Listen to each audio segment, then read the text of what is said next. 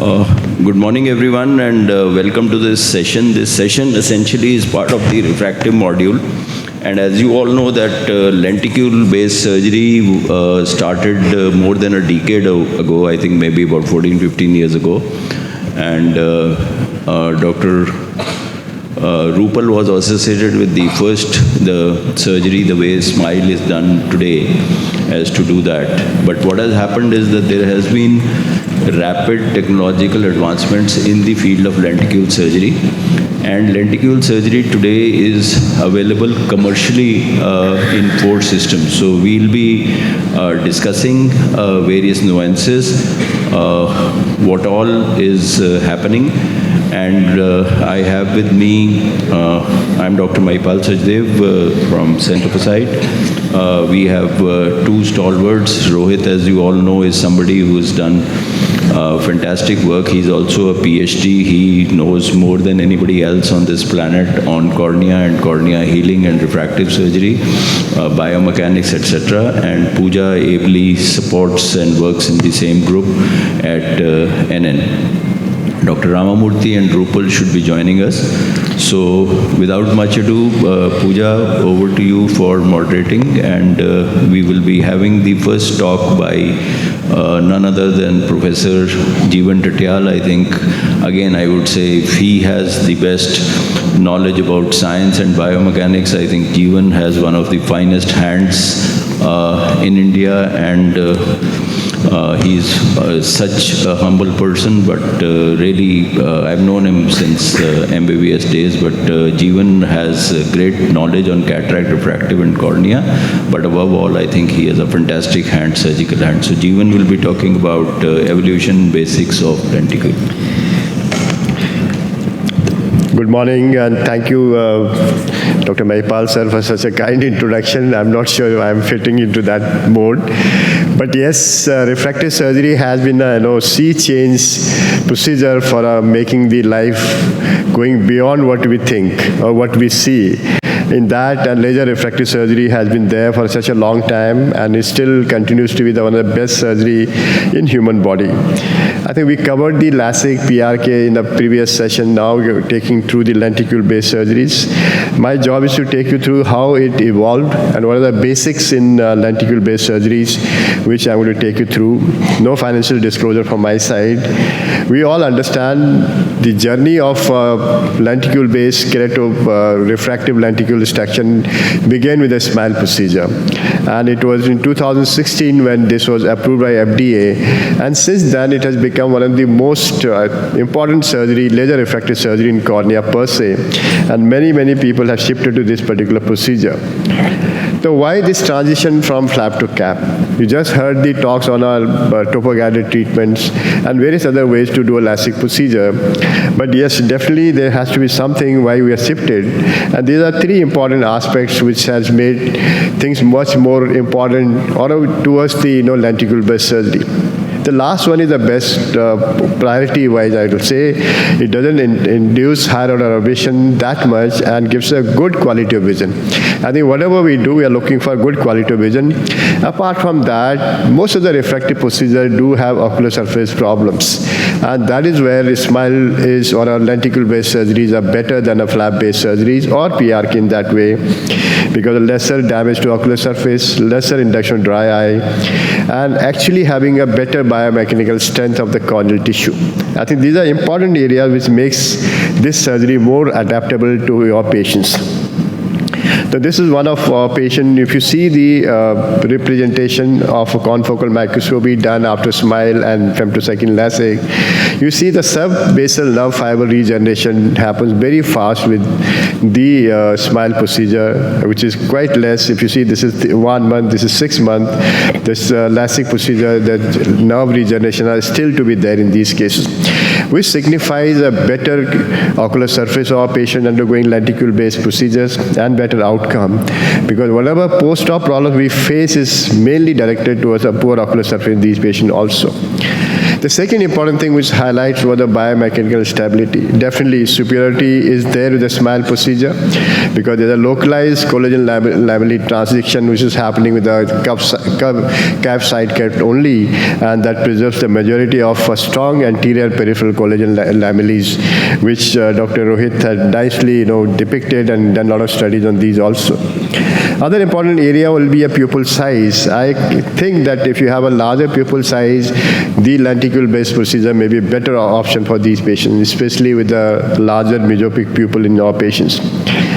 The transition does happen in any surgical procedure. When it started, we used to say, okay, this is the 4 or 5 guidelines to get into a lenticule-based surgeries, right from the observation of somebody who experienced surgery to the wet lab and understanding the machine and laser parameter, which is the most important part for any procedure. Then shift to a flex, then pseudo-SMILE, then go to SMILE.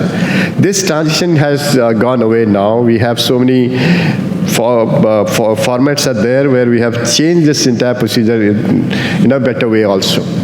I think most important thing is understanding your machine. Whichever machine you have, you must understand the various parts, the profile of those systems, how they give you a better outcome in these patients, selection of proper patient, then selection the various disposable items for these cases also. I think laser settings are, the most important part for any, femtosecond applications. If you look into this SMILE 500 kilohertz system, 2 things are very important. One is the spot spacing and the track spacing. These are 2 areas where you can change your, profile and get to a better outcome in these patients also. These are various ranges of things which are there: pulse energy to energy offset, track distance, spot distance. They can all be modified in the, laser settings, which can be modified in expert mode only in a SMILE machine.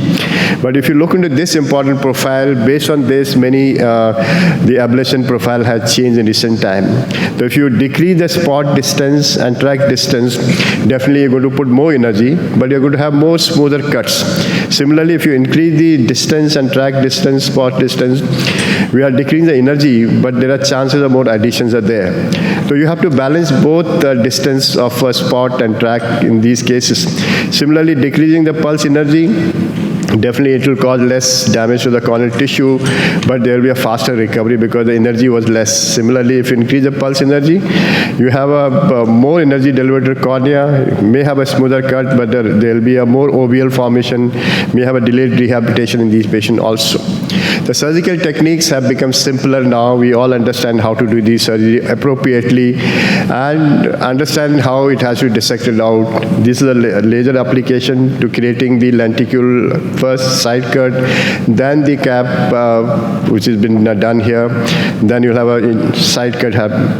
I think this laser procedure has become also simplified, but challenge would have been for beginners to how to dissect appropriately the anterior pocket and the posterior pocket, which is sometimes feel it may be difficult because to understand your lenticule thickness is just few microns, and to have this posterior opening sometimes can be difficult here. So this is what little bit of frill have seen here that indicates you have disrupted the posterior edge of a lenticule here.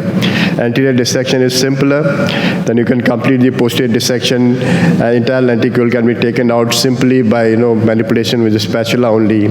Nowadays you hardly need to use your forceps to take out these lenticule which is inside. With a smooth dissection, smooth application laser, things become very, very simple nowadays. So these are various difficulties you might face whenever you are doing lenticule-based procedures, but with experience they go down very, very fast. And if you understand how to actually know where exactly you are, anterior or posterior, it is the posterior ledge dissection which is more important, and that can be known by basically creating the little bit of a frill. This tells you are posteriorly, and the stop sign which also tells you are in a proper pocket. If you understand these 2 areas of dissection, your things can be very, very simple. I think Dr. Rupal is not here. I'll cover a little about this technique also. So sometimes nowadays we directly go to posterior dissection also, because that also sometimes simplifies your dissection procedure. Here I am posteriorly, I'm dissecting the entire area. You know that I already have a frill here. That tells you I have disrupted the posterior plate. Just take the flap little anteriorly, then you go anterior to the dissection, and it becomes very simplified dissection. So both ways can be done. If you can't see this ledge, you can do a reverse Sensei hook procedure to depict this ledge in those cases also. These are our immediate post-op pictures. Immediate post-op OCT tells you that the cornea behaves so nicely. Within a few days, you see a very, very nice application. One of the dreaded complication is suction loss in these cases. The incidence is very, very less nowadays. If I see my own cases, last 1,000, no suction loss happening, despite using the 500 kilohertz system also. Management profile for suction loss is very nicely described, and the machine tells you what is to be done in these cases also. I can take a little more time because Upal is not there. Then you have various retreatment enhancement systems are now available with the SMILE procedure, because that's been there for last almost now 2 decades, and people have come out with various ways to do it. You can do a circle pattern, you can do a subcap lenticle extraction, PRK, you can do a circle pattern, or a thin flap LASIK can also be done in these cases also. So you have a nice algorithm to be done for these patients where actually you can make, that cap to flap with this circle D pattern here. This is the ablation done. Subsequently, you can lift the flap and do ablation in these cases also. So this simplifies your post regression, which Himanshu talked about, can be managed in these patients also. This is what is going to be covered subsequently in our talks by various other speakers, the newer KLX platforms.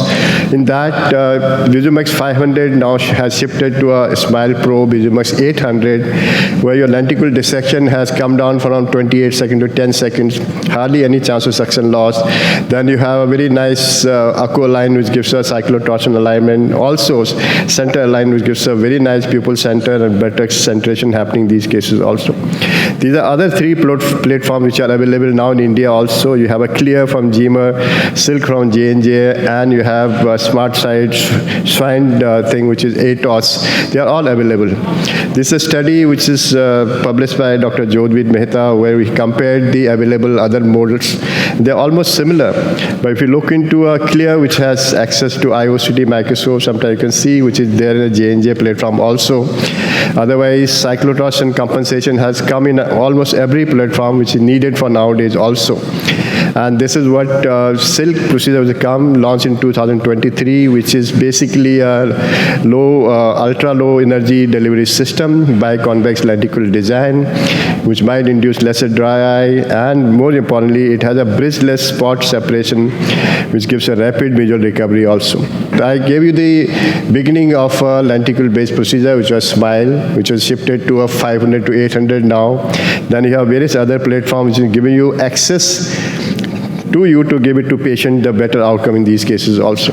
There are a few challenges still left. One is hyperopic corrections. Second, a retreatment to be thought about in these procedures also. I'm pretty sure the future is towards a lenticle-based procedures. Thank you for your kind listening. I appreciate your listening. Any questions for Professor Tityan? So one thing you brought out very nicely is that the terminologies of lenticule-based procedures is going to change.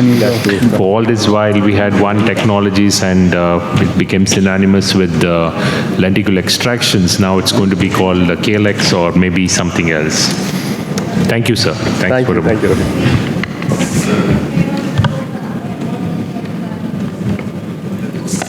I'd like to invite, it's a great honor for us to have Professor Maipal Sachdev, sir, who pioneered the initial phase of research and R&D of Elita Silk. He's going to speak about long-term and experience with Elita Silk, a new lenticle extraction machine from Johnson & Johnson. Thank you, Rohit. It was really nice to be associated with the initial trials with Rohit participating significantly in their group.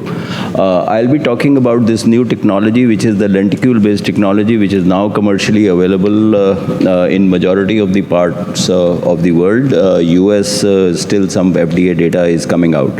Now, the Elita femtosecond laser started as a cheetah project because cheetah is the fastest animal on earth. And therefore, because they prided themselves with the fastest laser as regards the rep rate, and that was why it was called as the cheetah.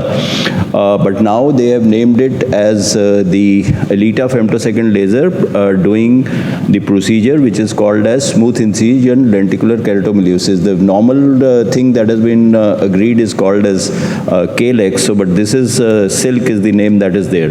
Now when you look at the Elita system, there are a couple of advantages or a couple of things that have happened. It is obviously a flapless procedure to create a lenticule which is there, so it's a blade-free, flap-free procedure. The biggest advantage here is that it is the shortest, it is the smallest spot that is available. I'll be just discussing, which releases low energy treatment. As things stand today, it releases about 30% less energy as compared to, say, a Visumax system. But today, what Dr. Jeevan Tatyal just mentioned in his talk is that the spot and the track separation can be done, because when we were doing it was basically a study, it was an FDA monitored study also, and you cannot make these variations, and because you could not make these variations, therefore we have still to do a spot separation. As things stand today, each spot hits after the other spot, so it's a 1.2 or a 1.4 micron spot, and there is no spot separation or no line separation. Animal studies have been done which has reduced, just by increasing the spot separation by 2 microns, the energy has been further reduced by 48%. So that is something which is very important. We are pushing the company because it needs a little hardware updation, and hopefully in the next quarter we should be able to work and play around with the spot separation. That is going to make this still better. So what we are going to have is the allergy coming down further, ultra short pulse duration, ultra fast pulse frequency, and a very small focus size. So that is something important. Now what it does is that it creates fast and smooth cuts which are almost bridge free. That means that you can actually need zero or no dissection or minimal dissection to take out the lenticule. There have been very few or no instances of retained lenticule that has been reported with this particular technology. So what it does is to cause minimal tissue disruption in the stroma. So that's the part of the engineering of the laser. Now let us just look at what it is. The biggest difference here is that it is a biconvex lenticule. If you look at the other lenticules, they are plano-convex lenticules. So this is a biconvex lenticule, and Rohit and his group has elegantly shown that the amount of spherical abrasion or higher order abrasions is the least. Though there is, we still have to do a head-to-head study, but the quality of vision is supposedly better than the other lenticule procedures. So this is what broadly one has to say. The other thing that he has shown is that basically, because when you come like here, if there is a plano-convex lenticule like this, it will cut at this point, so nerves are going to get cut a little earlier, because when you are a biconvex, the nerves keep coming like this, and therefore they don't get cut at this particular level, which would get cut in a plano-convex lenticule. So therefore the amount of dry eye that is being caused is supposedly lesser than the other lenticule procedures. As it is in lenticule procedures, you get less amount of dry eye as compared to the flap procedures which is there. So if you look at the pulse duration, this is only 100 to 200 femtosecond as compared to the intralace, those who had used the intralace, which is 600 to 800 femtoseconds. The pulse frequency, as you can see, has gone up significantly from 150 kilohertz to megahertz. So that's 10 megahertz which is there. Spot size has been reduced from 3 microns to 1.3 microns. Those who have been using Visumax know that it is 4 micron. So this is a very small spot size. Wavelengths obviously are the same. So this is, if you look at the pulse duration which is there. This is just a comparison that the pulse energy is the lowest, which is only about 50 to 70 nanojoules with zero spot separation. And this is the high intensity small beam which hits at a given time. Comparison between Visumax 500, IFS and Elita, as you can see in these particular slides here, you can see that this is how it comes. So it is a low energy laser pulse which creates tissue bridge free lenticules that are easy to separate and remove. Just a small representation that Raghav, who's worked with us tirelessly. You need to cut up paper. You make holes like a postage stamp, and you have holes which are next to each other. You have small holes and you have large holes, so you will see that there will be areas which would be making it a little more difficult for you to so just to make you understand that if you have smaller spot size and you have no spot separation, the separation would be much easier. So this is as we are looking at, it is called as silk or smooth incision lenticular keratomelusis. What we used was what it is commercially available is that it can be done between -1 diopter to -12, and this is with the conversion and the add-on. So and the cylinder, even if you have a pure cylinder, you can go up to -6 cylindrical correction. The time taken is about 16 to 17 seconds for a treatment time, and as you know, this is the biggest advantage when you are doing a lenticular procedure, that whether you are doing 1 diopters or you are doing 10 diopters, the time taken would be the same because it is cutting but at different planes as compared to an examer which has to burn more in a 10 diopter as compared to the 1 diopter. The other important thing which is there right from the beginning, which was a problem with the Visumax 500, now I think that has been taken care of with the Pro, but it is that post-docking centration and cyclotorsion adjustments were not possible there. But in this particular case, right from day one, though manual at the present moment, but you can do post-docking centration and cyclotorsion adjustment. So these are the systems, these are the 5 systems that are available today on the market. Okay, obviously there are 2 systems of the Visumax 500 and the Visumax Pro. Pro is a faster laser, and you can see you have the Zemer, you have the Atos, and you have the Elita. So this is the comparison which is there. So you can see pretty much that the pulse repetition rate, this is the Zemer and the Elita are the fastest lasers which are there. Energy per pulse, you can see this is got the lowest pulse energy which is there. Time taken, Visumax 800, I think Sonu is here, he is using it. Visumax 800 has the shortest treatment time just now as compared to the others. The patient interface is flat in 2 lasers, and that is the Zemer system and the Elita system, while it is curved in the other systems which is there. Cyclotorsion compensation, except for the Visumax 500, all have cyclotorsion compensation and centration. Again, all the machines that have come in new have centration and cyclotortion adjustments that are there. This just to show you, it's a 2-piece patient interface. Again, the next round of development is to get a single-piece patient interface. You can see this is a 2-piece. This is the suction that is applied. The suction comes from the machine. You have to manually mark. You can see these are the marks that is there. You can mark the center also if you are worried about the angles. And then you can go in and you have this machine on the green part. So this arrow has to be somewhere around 30, 40, 50, whatever you want in the green. The applanation has to be outside this 10 millimeter, and you can see I am doing a centration adjustment and a cyclotorsion adjustment. So you can do a centration and a cyclotorsion adjustment which is there, and then the machine says this is a 3-degree adjustment, as you can see there, which has happened.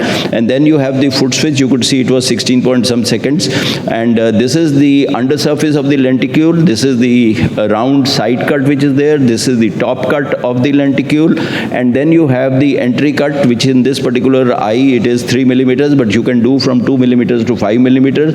You can alter the position of the entry cut, whether you want it at 12 o'clock or you want it sideways temporally, whatever, you can do it, and that's the end of the procedure which is there. Now the important thing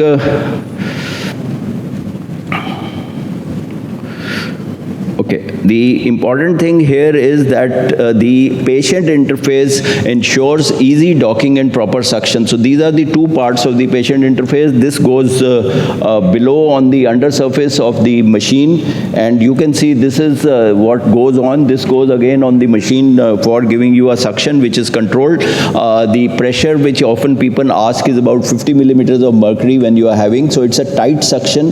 Yes, it gives you more pressure but has no effect on the vascular vasculature of the retina. But what is important is that the incidence of suction loss are almost eliminated, or very minimal, if at all, that is there. Flat applanation for precise laser. So what they feel, the company feels, is that because the applanation is flat, you can get a better profile, and that is why you can get a biconvex lenticule. There is the Atos Z calibration which compensates for the thickness and tilt. So for every PI that you put on the eye, there is a calibration that happens beforehand. So if there is a tilt or there is a thickness change, that will reject the PI, and therefore you will not work on it. So you can center the lenticule on the visual axis. Just a simple ask the patient to look, and you can center the patient on the lenticule. So that is the visual axis. Marking, I told you, this is this is just a OCT. We were doing it as part of the trial. Microscope doesn't come inbuilt with the machine, so you can use any microscope that you want for this. You can see this is the anterior plane, this is the posterior plane that you can see we are going in, and the OCT here is going to show you where exactly you are going in. I'll just do fast forward to show you the ease.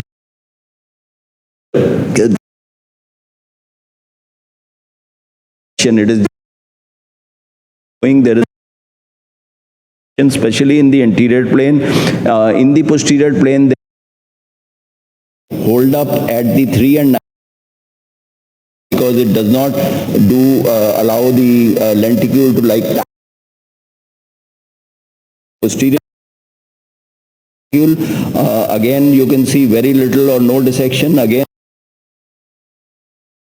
the 3 and 9 o'clock where there is a little, but again effort. You can just pull out the lenticule. As you can see, it's easy to pull out the lenticule. That is the completion of the. This is, I'll just skip this. So patient selection target with -6 and up to -2, these were the initial cases. So first we did phase 1, phase 2, phase 3 study. Phase 1 was on amblyopic eyes, and in amblyopic eyes we were looking at less than -6 correction up to -2, compliant, easygoing, 18 years plus, etc., non-pregnant. Patients should not have any other contraindication. So this was the first phase of the study design. We started it, and Dr. Rohit team contributed. So it was a 2-site study, and proud to say that both the sites were in India, as you can see. In this, it was a single arm, 170 treated eyes. Main endpoints was mean pre-op and post-op MRSC, uncorrected, best expected, and lenticule created in both eyes using the Elita system which is there. So the study results, as you can see, that the surgeons rated the ease of lenticule removal as no or mild dissection needed in 85% of the cases. This is one hallmark. Uncorrected visual acuity of 20/20 or better. The 12-month follow-up is slightly limited, but in the limited number of cases that we have, 100% of the patients achieves 20/20. Within plus minus 0.5 was 91% at 6 months follow-up, and the subjects were slightly undercorrected. So like there has been a nomogram adjustment in the Visumax which people do, there have been 2 sets of nomogram adjustment in this machine also. One set which was purely a spherical nomogram, so you overcorrected, like with, you add minus 0.25 and you add 5% of the refractive error, so that's what you did. But as you went, the cylinder also we have overcorrected. So this you can see is the result, as you can see that the whole thing is getting compressed as it is. The ease of lenticule removal, 91% of cases required little or no dissection, and 86% is mild dissection, as you can see. Clear corneas on day 1, really patients are biomicroscopically fantastic on this thing. This is the publication in Clinical Ophthalmology which has been published as the study results of this for the correction of myopia. One important thing, I don't think, Rohit, you aren't making any presentation. No. So this is again, Rohit's group has shown that the Chinese have shown that there are micro distortions in the Bowman layer after lenticular surgery, which leads to slower recovery of vision and abrasions. But what has been seen by his group is that on confocal, and on OCT, anterior segment OCT, because of the biconvex shape, and if you smoothen it out, the micro distortions in the Bowmans are much lower in the Silk procedure as otherwise. And this is a total of our center. As other centers, you can see that the induction of higher order abrasions is minimalistic in this particular procedure which is there. This is again to show you the point spread portion. Obviously, you can see a fantastic point spread function that is there. So friends, this is just a run through the study which the first Elita procedure was done in January 2020. So it's 4 years of 3 to 4 years of work which is there. And my personal impression is that it lives up to the name Silk, minor or no tissue adhesion, no complete lenticule removal in all cases, none of the cases that any difficulty with the entry cut. The entry cut, it goes over it about 8 times. So it goes very easily. It's like you're going with a warm knife through butter. Fast visual recovery, accurate refractive correction, specifically after the first and the second nomogram adjustment, tight outcomes and tight standard deviation, and the patient satisfaction is very great. So this is what I wanted to tell before you as regards this particular thing. Obviously, you need to do a good centration, approach the identifying anterior plane, but it doesn't matter. Even if you go in the posterior, you can still take out the anterior. There is no problem. The nose, because of the patient interface, and the cheek, you need to just tilt the head so that there isn't any kind of discomfort or difficulty in doing the applanation, and proper instrumentations are required. So this is the machine that is commercially available. I think there are about 5 or 6 systems or 7. I don't know. Every day the count goes on increasing in India today. And overall, I think there are about 30 systems that are there. Also, just to tell you that it has 2 capabilities just now. The first capability is that it makes a flap, and the second is the lenticule. As of now, it does not do keratoplasties, and as of now, it does not do the rings. So these are 2 things that will obviously come on. So thank you very much for your kind attention. Thank you. Thank you, Professor Maipal sir, for a very nicely covered topic. Any questions? Dr. Kishore can get ready. Any questions for Professor Maipal? Anybody wants to ask anything? So take-home point is for all the new CLEX surgeons who want to get into the femtosecond lenticule part, you have to understand or get yourself accustomed to terminologies of line, spot, energies. It looks like how you felt when a new phaco machine was in your room maybe a decade, 2 decades back, and how you were trying to understand the phaco-dynamics. So it's not complicated. It's just that it's a new words, and we all have to get accustomed to this. I think the previous 2 speakers have nicely explained about this. Again, it's my great pleasure to invite Dr. Kishore. Kishore was instrumental in doing a lot of initial research on Zeiss with his mentor Dan Reinstein. He's based in Nepal but trained in London.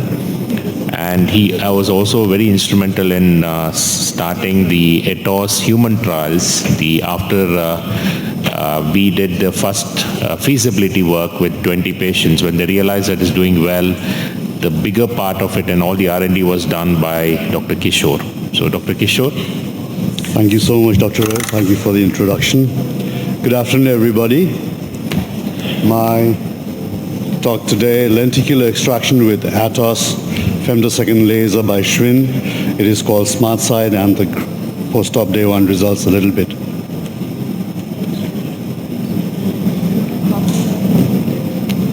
So in the past 5 years now, with the journey with the Atos, the name of the procedure changed many times, and then it's called SmartSide now from Titan, and again it is being called Lelex or Relax or whatever. It's still changing. Probably one day we'll probably come with a better name for the lenticule. So with the Atos now, the laser excellence, it is a very high frequency laser with about 4 megahertz, high speed, high numerical aperture, excellent resolution with quasi-telecentric optic. In a sense, the laser comes very close, the scanner comes very close to the cornea, and the cutting quality is the same in the center and in the periphery, in the front as well as the back. So lenticular tears and tags are not there.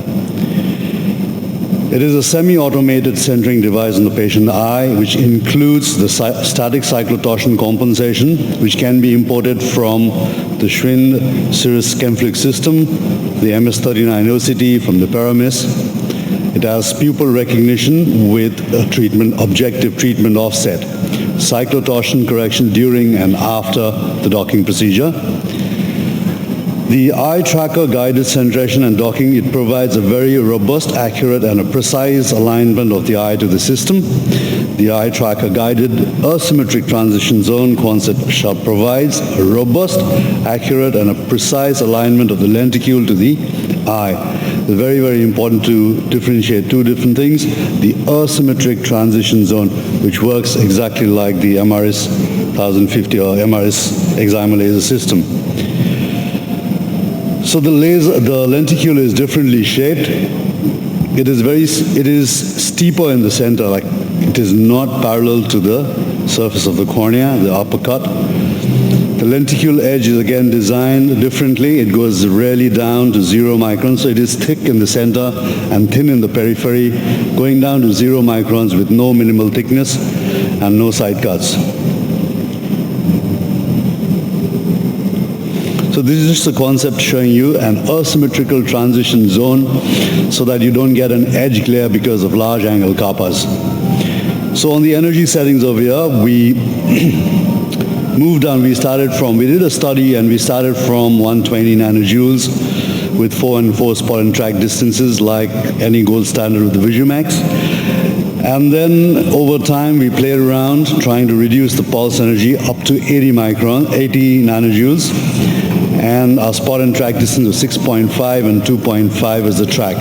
We just cannot reduce the pulse energy because the dissection will get very, very tough, so you have to really play around with the spot and the track distances. So this is what it is right now.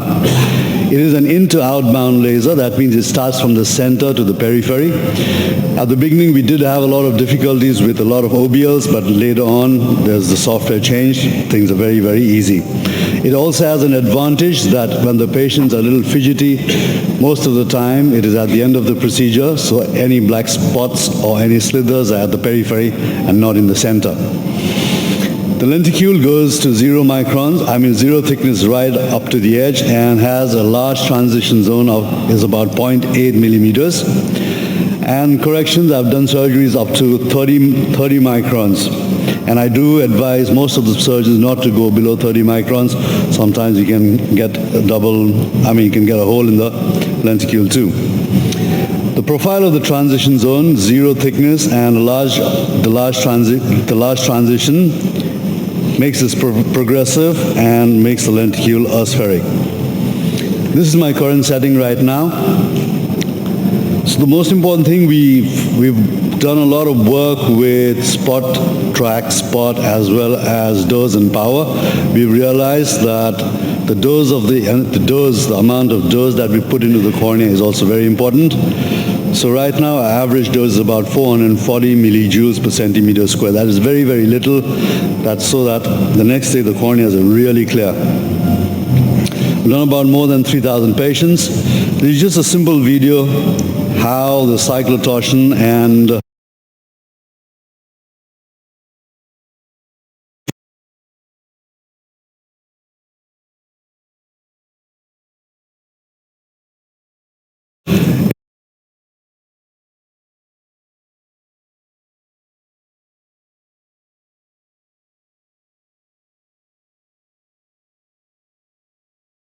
descent of more than 200 microns, inducing a lot of coma over here or even astigmatism. So this is the study over here. We did a study where we had 2 groups with high energy and low energy groups, and we also calculated the dose, where we tried to keep the dose very, very low.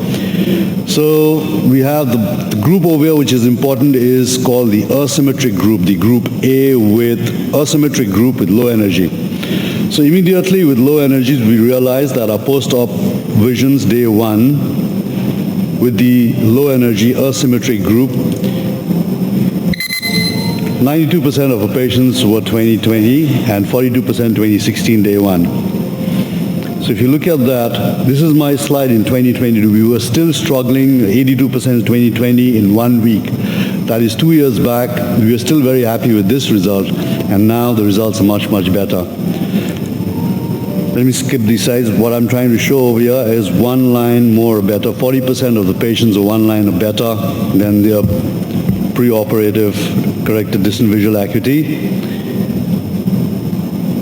The refractive corrections are the same with the group A and group S, that is a symmetrical group.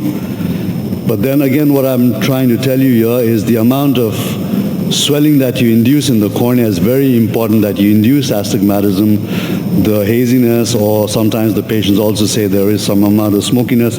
When is it going to go? That really reduces. The wow factor has actually increased to about 90%. So even the induced astigmatism day one is 100% of the patients are within 0.5 diopters of astigmatism day one. So in conclusion, I would say Atos is doing very, very well. We've done very well in the past 5 years. It has been evolving very fast. Now that there's also from cap to flap software is there, and only side cuts, the only side cut software is also there. The rings and the keratoplasty are to be out by September. And probably by next year, the customized lenticules will start. Thank you so much. Samit, can you just keep his slides on, please? We have a few minutes because we have, I don't think Shadi about the presentation has been uploaded. So there are a few things which Kishore is very good at, so we should discuss with him about, is it possible to go back to the slide where you put all the energy settings, where you reduced and changed its spot size and all that? I'm sure that because of the time, this is very difficult. These are all things which, the previous one, yes. So this is very important slide, which I think anybody who is getting into the dynamics of lenticule procedures should be aware. Forget about the numbers. Every machine has a different fingerprints, and all the machines behave differently in Nepal with the temperature, with the humidity, compared to Bangalore, Goa, everywhere it may be different. So this is something which you have to sit with your engineers, do every case, and start adjusting. So anybody who wants to start, it's not like LASIK. I've done thousands and millions of LASIK surgeries. I just go take a VIP patient into my OR and I finish my surgery. It doesn't work that way. You need a little bit of patience, because every machine has to, for example, what he's doing is spots is when, Kishore, you can also pitch in and discuss here, because we have few more minutes where we have buffer time to discuss. Spots is between, every time a laser fires one spot, how much is the distance between one and the second spot? So when he says 4 microns, it means 4 microns, the second spot will fire at 4 microns, and he has now reduced it to 6 microns. That is the distance between this and the second spot.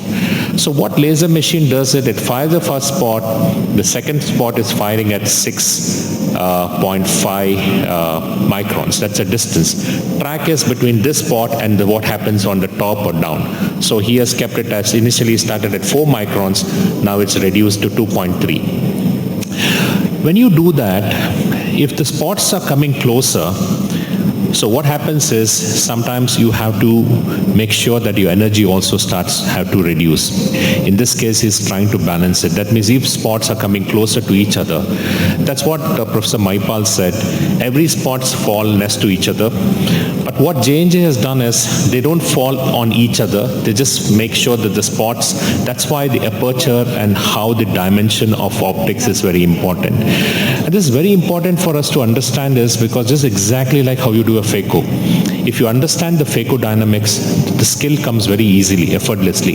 So if your spots are falling on each other, then what you have a multiple OBLs, you don't. If your pot are too away, if the distance is too away, that's what Kishore said, that if it's too away from the first spot, that area becomes a black spot, and that's when you cut it. So what you have to do is, you have to optimally in such a way that you adjust that, your spots and your line and your energy. That means if it comes too close, I have to reduce the energy, because if I have to come too close, the spots form on each other.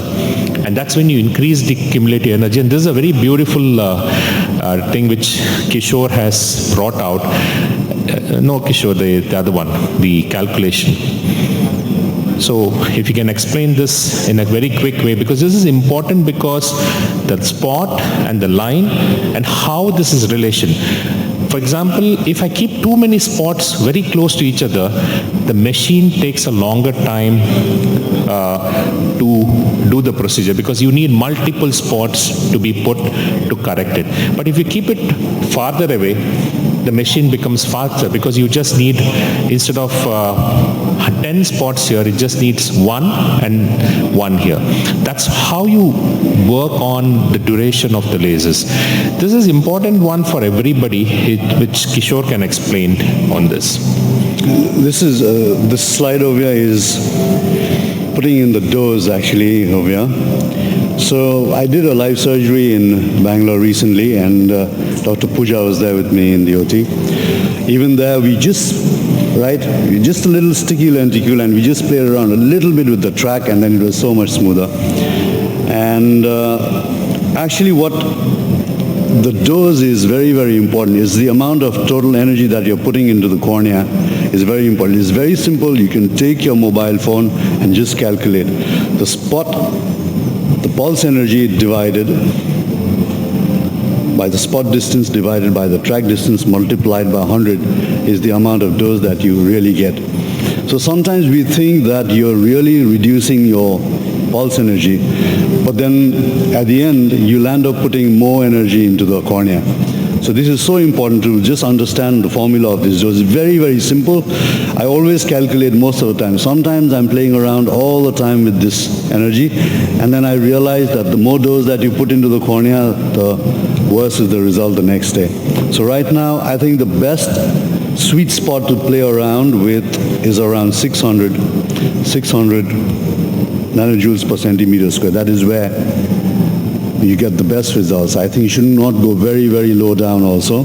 You can go down to, this is where 440 is where I'm working at, but at the beginning I think you should always start with around 600, 650. So tomorrow, wherever, in whichever part of the world, when people talk about the energy, spot distance and track distance, just remember what it is. The spots and the track is the track which makes those spiral or raster patterns. And every company has their own way of how they have balanced that track and energy thing. And that is sometimes, like for example, we realized in the recent meeting that the Schwind and the Zeiss work on the cumulative energies, and Zimmer and the J&J work on a different view of how they look at the energies. But this is a basic foundation of this. That's the second question quickly, if you could answer, is what do you mean by asymmetric transition zone? All right. The asymmetric transition zone is, again, the lenticule sometimes with the Atos could look a little oval. So what it actually does is, when you take the scans from the topographer and then we put it into the Atos, you don't actually have to mark the cornea or anything, because the laser itself knows that there's an angle kappa, and if the lenticule is decentered you put the lenticule on the vertex and it's decentered from the center of the pupil. So sometimes when the pupil dilates in the mesopic pupils, you can get a lot of edge glare. So the asymmetric lenticule is the transition zone becomes slightly bigger on the place where it has moved away from. For example, that over there, you can see the lenticule might become a little oval, trying to cover up for the edge glare at night. It's very important because the next generation lenticule procedures are not going to be plano and convex or just plano. Next generation lenticules are going to be more unforgiving because they have a different shape, like what he said. So if your aspheric design of your lenticule moves away from your vertex, you might get a more challenging things than what we would see probably with Zeiss, because it has a different profile. Every lenticule has a different profile. It has its advantages, and it also comes with a lot of challenges. And what he said is that it's trying to balance this decentration by adding this asymmetric The transition becomes a little more on the other Any other questions on this particular subject? This is nothing to do with Atos. This is just about, yes sir, this is about anything to do with lenticule procedures.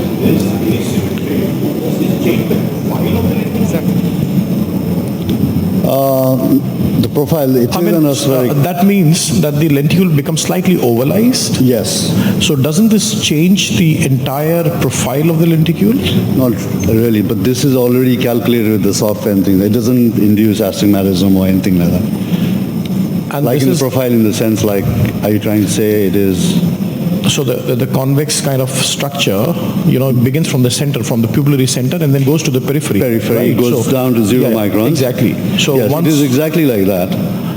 So once it's ovalized, so the center remains where, the docking initially had, and then once you reach the periphery, the centration is not right, the apex of the lenticule is not right at the place there. No, it is there. The apex of the lenticule will be exactly on the vertex. It's just the periphery. Center shape does not change. No, It the just center- balances the periphery in a way that you don't get a decentered edge one, because now you have more of a convex shapes. So the center doesn't change. But then it becomes a little ovalized.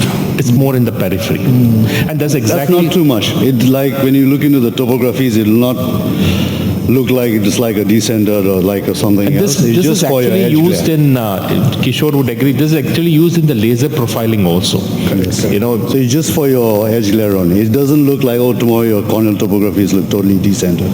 Nothing like that. Thank you.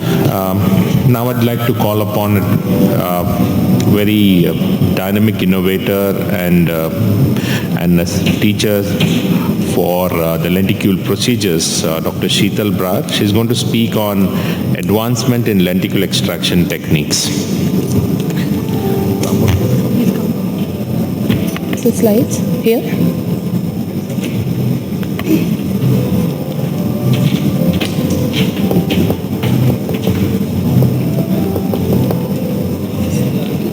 Okay, the next slide, no?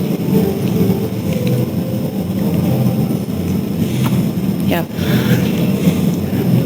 Thank you, sir, for the nice introduction, and good morning, everyone. Today, I'll be speaking about my experience with the Visumax 800 platform from Carl Zeiss Meditech. And my previous speakers have already discussed the new advancements that have been coming, that have recently come in the sphere of refractive surgery, especially in the lenticule-based procedures. So I'm focusing more on the Visumax 800. So I have been training surgeons on the Visumax 500 since almost a decade now, and I realized that, I had a wish list actually, wherein I thought that if these things could be changed in this system, it would certainly, improve the safety and the results with this procedure. So if the suction time was shorter was one of the things. If the machine could show me where I should center, because this was very important in those large angle kappa eyes where sometimes the centration is a bit subjective and the surgeon is not very sure where they are centering to. So this was one of the things which I wished for. If I could manage high cylinders better, if the patient's bed could not move or could move faster, if the footprint was smaller, because the 500 machine is a bit bulkier machine and occupies more space in your OR, and if the workflow also could be made better. So this is the evolution of the SMILE procedure that we have witnessed in the past 2 decades or so. So we started with the 200 kilohertz laser, which was much slower, and the outcomes were also not very good. But then when it was The next generation, the Zeiss Smile Visumax 500 was introduced. So this was a much faster and much more accurate laser with 500 kilohertz frequency. And this is still, I would say, a very good machine, a very sturdy machine, still continues to give very predictable and safe results. And now we have the Zeiss Smile Pro, which is available on the Visumax 800 platform. And this is the latest version of the Visumax, wherein the frequency is now 2 megahertz. So it's a much faster laser. And because of the fast laser, now the lenticule creation can be enabled within 10 seconds. So this is the fastest, this is the only platform that enables lenticule creation in such a short time, within 8 to 9 seconds. So if you compare the two videos, on the left side we have the lenticule creation with the 500, which is taking much longer time, and on the right side you can see that the lenticule is already created.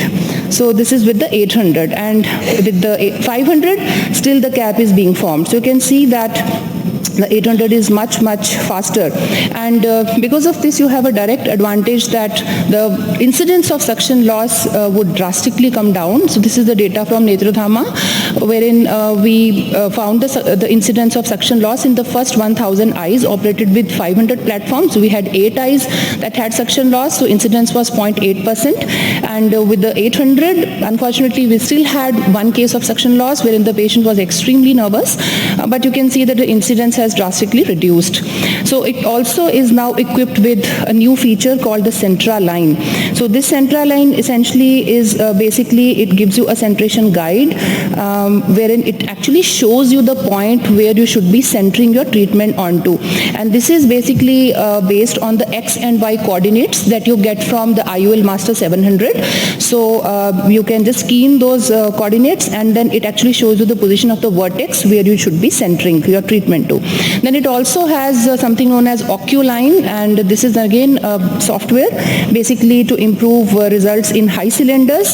So it shows you an overlay, and then you can rotate this overlay. You have to mark the cornea first, and then if the marks have rotated, then you just align this overlay onto the marks. So this is a semi-automatic way of compensating for cyclotorsion, but very soon a fully automatic cyclotorsion compensation is also going to be available, which will be linked with IOL Master 700.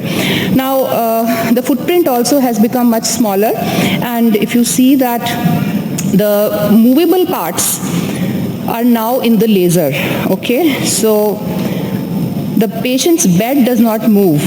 So because of this, it is very convenient for the patient, and so this video is not working, and it is much less claustrophobic for the patient.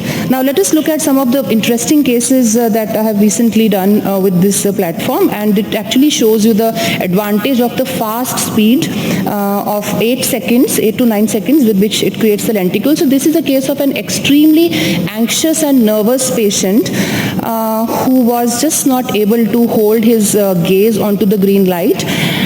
You can see that he just said, I cannot, and I was just trying to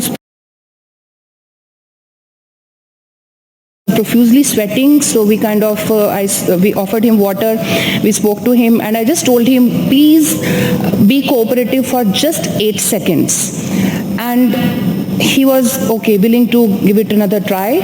And then we prepared the eye again, and I'm still talking to him, I'm guiding him, and I'm just telling him 8 seconds is just, you need to be stable. You can see how fast the lenticule was created, and of course I was also very fast in removing the lenticule, and the surgery was very quick. Within 2 minutes the right eye was done, and once this eye was done, you can see the cooperation level of this patient for the second eye, for the left eye. He automatically became so cooperative, and the left eye procedure went on very well. Now this is another case wherein this patient was a contact lens wearer, and many times you see there's a loose conjunctiva in these cases. So it's coming in the cone, and I did repeat the docking many times. I cleared the conjunctiva from near the limbus, but it was just not helping. Every time it was coming in, but since it was a very fast laser, I thought, let me give it a try, and it actually worked fine. So there was no suction loss. Yeah. So you can see a slight amount of conjunctiva is still prolapsing, but since it's a fast laser, it does its job really fast, so there was no complication. Now, the real advantage of this fast laser will be seen in hyperopic treatments when they will be available, and I have known that it will probably be available within this year, by the end of this year.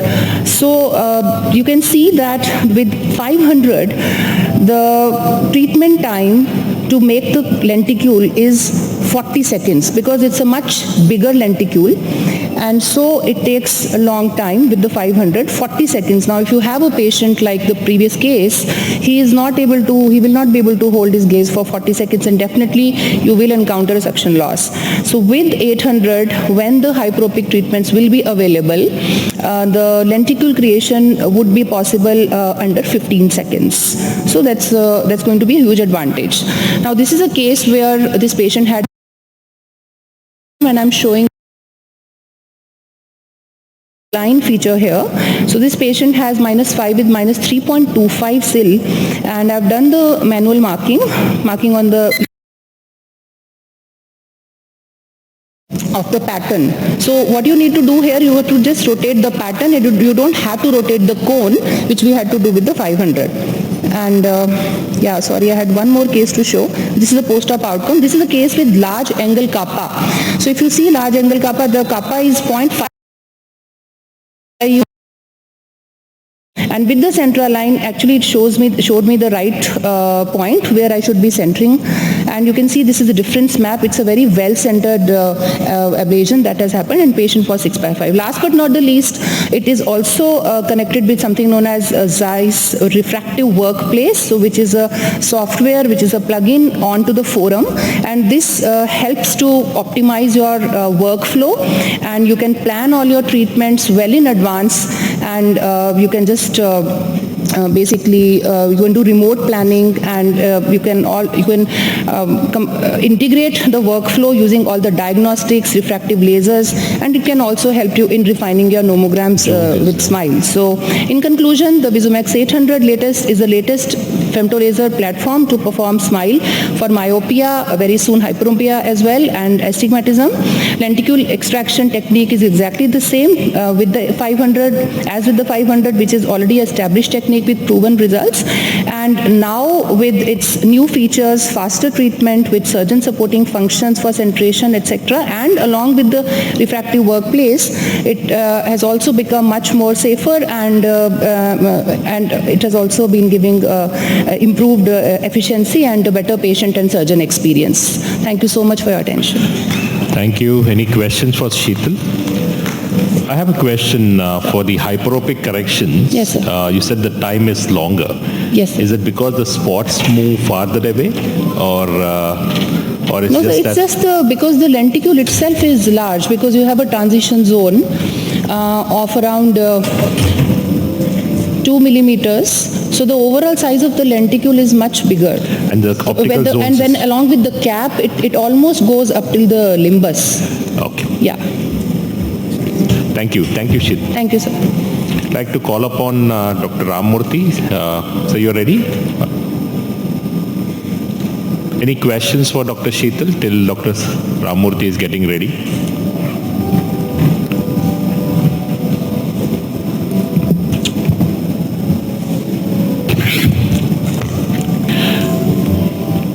So you're working on some project where you did discuss that you compare with different excimer platform which has more of a topo-guided potential. You feel that with faster and quicker surgeries, you're able to get what we all want to achieve, quality of vision like an excimer laser?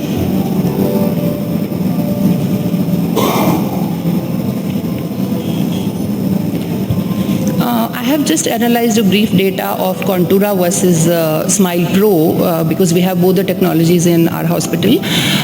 What I have seen is that because of the better centration aid that now 800 has, the induced abrasions which we were earlier seeing with the SMILE, more of the vertical coma is actually less. So that transforms to into a better quality of Thank you. Thank you, Sri.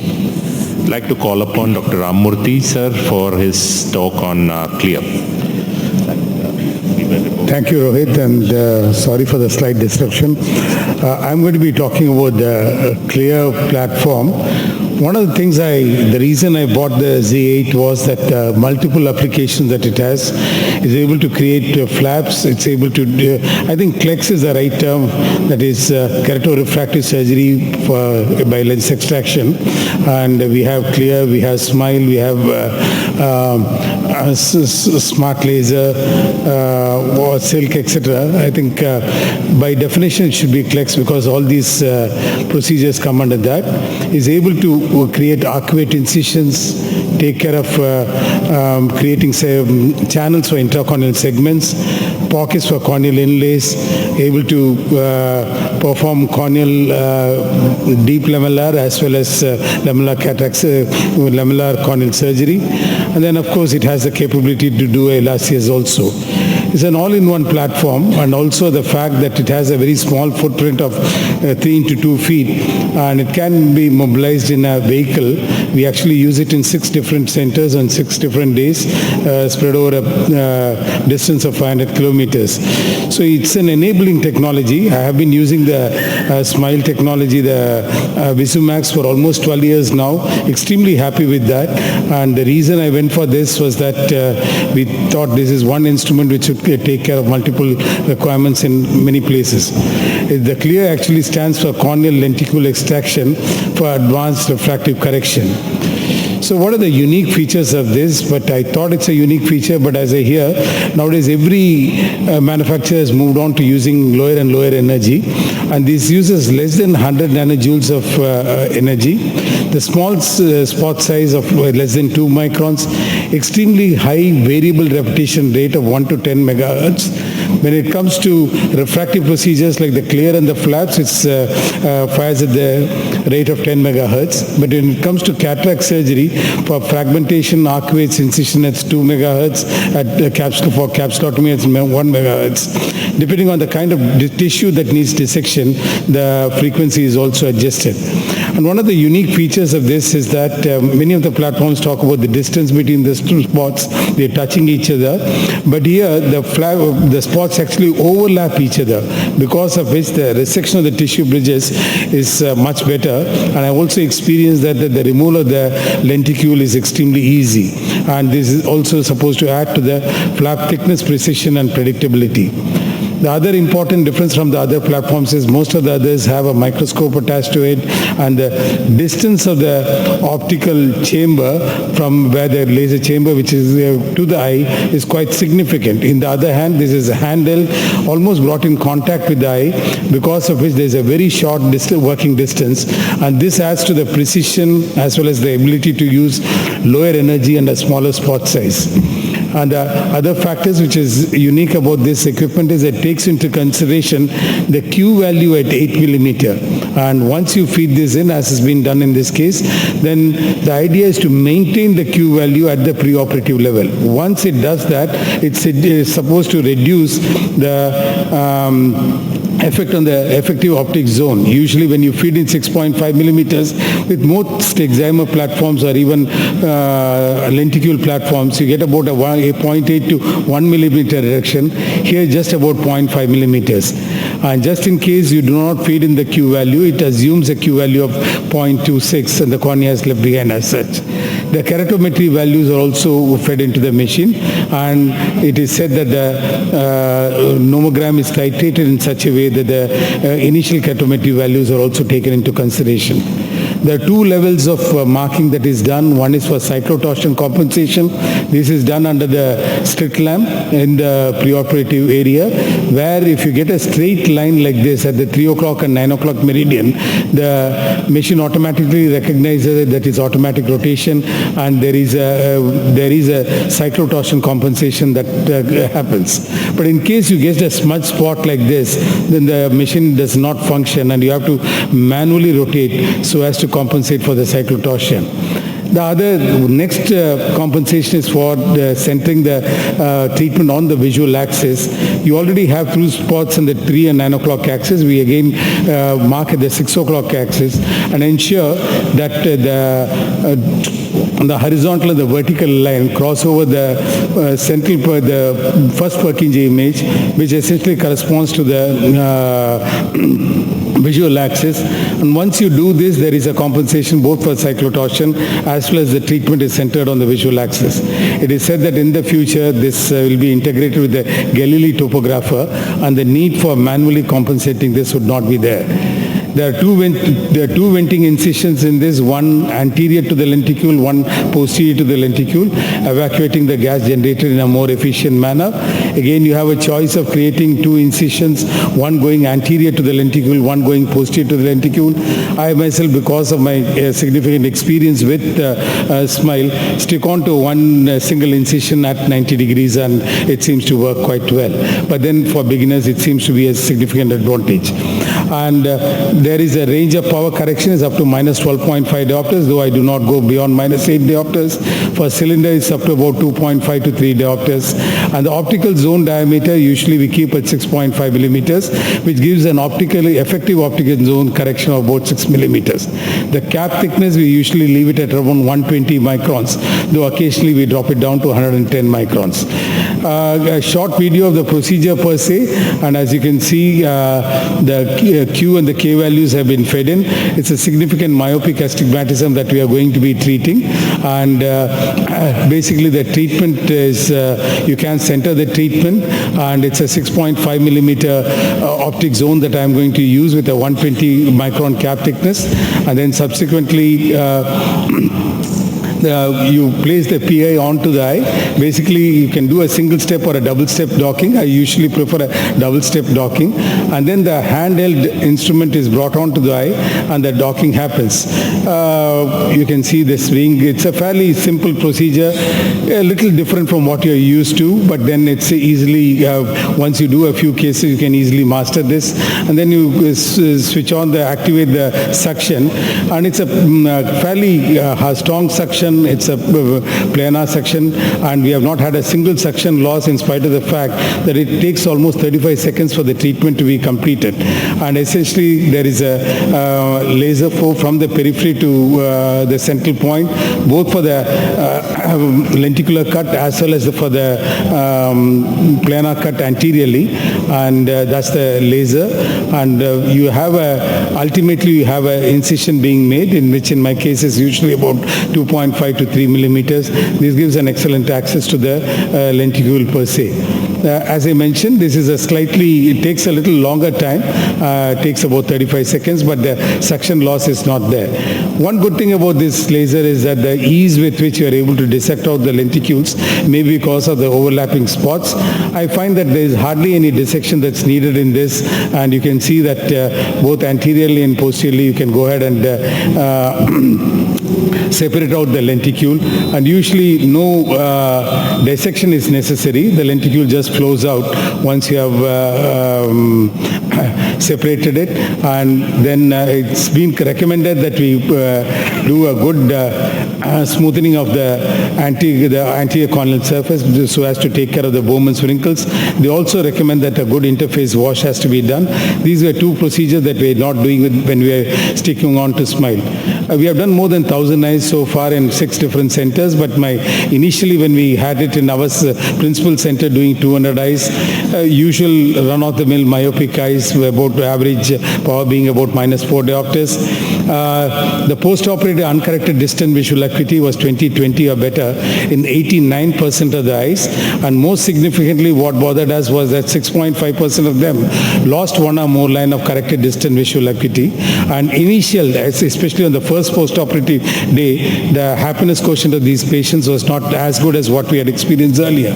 But now that we have customized our power settings, energy settings, we find that the results are much better, much tighter, and even across different surgical hands, it works quite well. And showed no significant undercorrection even for high refractive errors. You can see the tightness of the spots over here, the scattergram, which shows an extremely good results. We corrected up to about 2.5 diopters of astigmatism astigmatism in initial study. Again, this was taken care of quite adequately. And in the 6-month follow-up, the results that we achieved was also quite stable.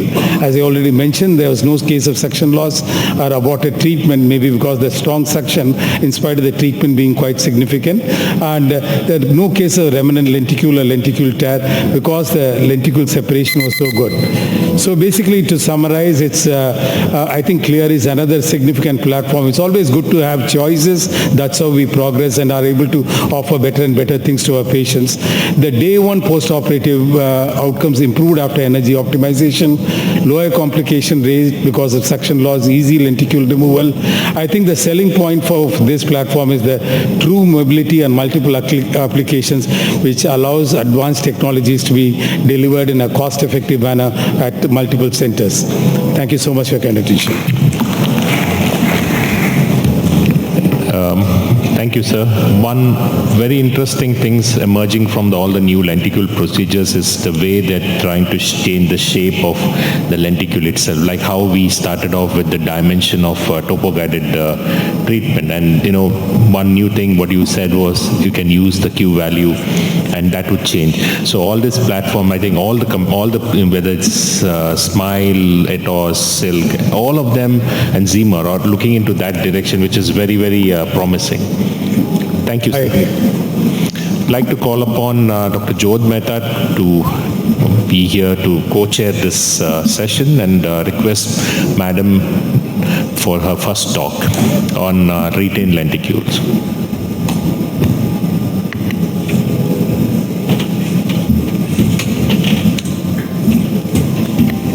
Any questions for Dr. Ramamurthy? Ma'am will take a few minutes to get ready.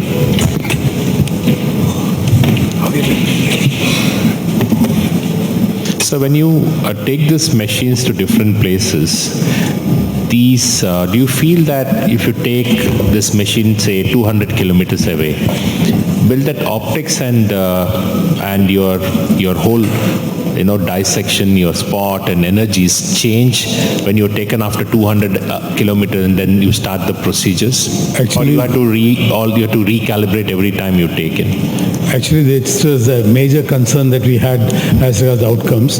And when it comes to LRCS as well as flaps, because the precision is less of an issue, I think the results are quite good. But where clear, it's the size of the lenticule which matters, the dimensions of it. It was a great concern. What we do is to do the treatment in the morning, transport it in the afternoon. There's a biomedical engineer traveling with the machine, and there's a calibration that is done. And once in a while, there is a slight tweaking of the mirrors that's needed. But most often, so far, it's just about 6 months and it's working. Thank you, sir. So, Dr. Namrata ma'am is going to speak about retained lenticle procedure. Yes, sir. Sir, can you use the mic? So, what are your concerns in correcting higher myopia more than -8? Is it the safety concern or higher order abrasions creeping in? Or It's got nothing to do with the platform. I think laser vision correction, my 25 years of practice, I always find that there is a life for this. When I correct high degrees of myopia, even if the initial outcomes are good, then over time there's some amount of regression, power coming back. And my choice as such is to go for a phakic intraocular lens if the ACD is good. And usually it's good in these cases. It's the safety part. Exactly as your LASIK surgery.